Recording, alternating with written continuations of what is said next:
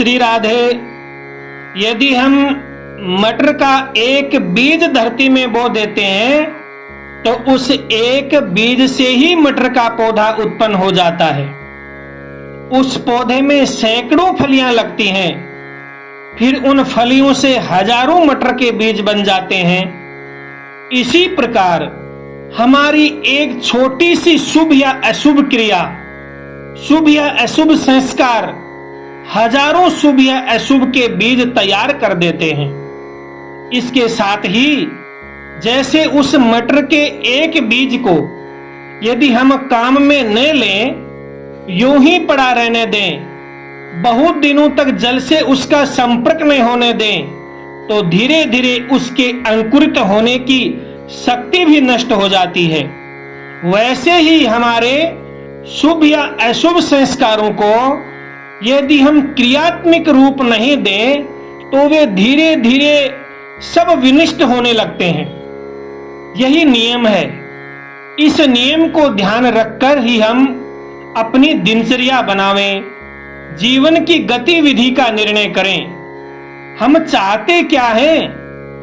हम हमेशा अपने लिए सदा शुभ चाहते हैं। कोई भी मनुष्य अपना तनिक सा भी अशुभ नहीं चाहता। इस परिस्थिति में हमें करना यह होगा कि हम सदा शुभ के ही बीज डालें। हमारे मन में, क्रिया में सदा शुभ ही बढ़ा रहे।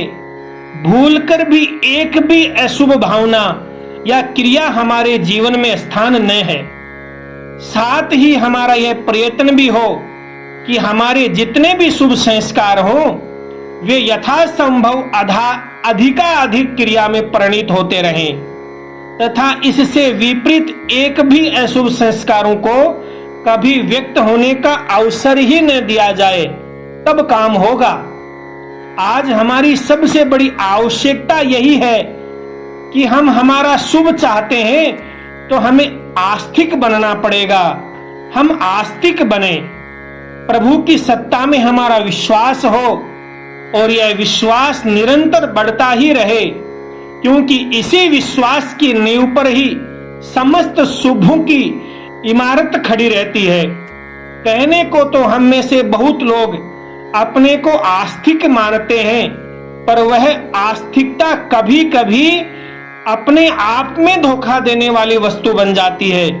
क्यों? क्योंकि जब तक हमारा मन अत्यंत मलिन वासनाओं से भरा है, भांति भांति की कामनाओं में व्याकुल रहता है, छोटी से छोटी घटना हमारे अंदर क्रोध का संचार कर देती है, कितनी भी क्यों ना मिले कभी संतोष होता ही नहीं है और पाने का लोभ सदा बना ही रहता है। बात बात में हम ऐंठते रहते हैं, अकड़ के मारे अपने समान दूसरे को गिनते ही नहीं। ज्ञान, विद्या, बुद्धि, धन, जन, बल, प्रभुत्व के मद में चूर रहते हैं, मोह के अंधेरे में ही भटकते रहते हैं। क्या ठीक है, क्या बेठीक है, क्या करना है, क्या नहीं करना है, यह कुछ भी नहीं सूझता। किसी की थोड़ी सी उन्नति देख लेते हैं तो सुनकर हम जल उठते हैं, प्रोत्कर्ष तनिक भी सहन नहीं होता। दूसरा कितना भी अच्छा क्यों न हो, उसकी आलोचना किए बिना मन नहीं मानता। इसमें कोई न कोई दोष हमें दिख ही जाता है। जब तक हमारी यह दशा है तब तक हम आस्तिक केवल कहने भर के ही हैं। ऐसी आस्तिकता हमारी ओर से आते हुए अशुभ के प्रवाह को कदापि नहीं रोक सकती। हमें तो सच्चा आस्तिक बनना पड़ेगा, सच्ची आस्तिकता का बीज बोना पड़ेगा, और ये आस्तिकता का बीज जब फलेगा फूलेगा तब ही हमारे लिए सर्वत्र सब ओर से शुभ का ही ढेर एकत्रित होगा। और हमारा आस्तिकता के बीज बोने का अर्थ यह है कि हम में जो भी कुछ असली नकली थोड़ा बहुत भी प्रभु का विश्वास है उसका हम क्रियात्मक प्रयोग करें। यदि हम किसी भी अंश में आस्तिक हैं तो कम से कम 4 बातों पर तो हमारा सैद्धांतिक विश्वास होना ही चाहिए। उसमें पहली बात है प्रभु सर्वत्र हैं। ऐसी कोई वस्तु, व्यक्ति, पदार्थ, परिस्थिति ऐसी कोई भूत भविष्य वर्तमान नहीं है जहां भगवान समान रूप से सदा के लिए सर्वत्र अपने अस्तित्व के साथ में विराजमान है। ऐसी कोई वस्तु नहीं है जो भगवान के बिना खाली है। प्रभु सर्वत्र हैं। दूसरी बात है, वे सर्वसमर्थ हैं, वो सब कुछ कर सकते हैं। वो कमल नाल से हाथी बांध सकते हैं, गाय के खुर जितने क्षेत्र में पूरी पृथ्वी को डुबो सकते हैं। वो कर्तुम अकर्तुम अन्यथा कर्तुम, भगवान सर्वसमर्थ हैं। तीसरी बात है, वे सर्वज्ञ हैं, वो सब कुछ जानते हैं।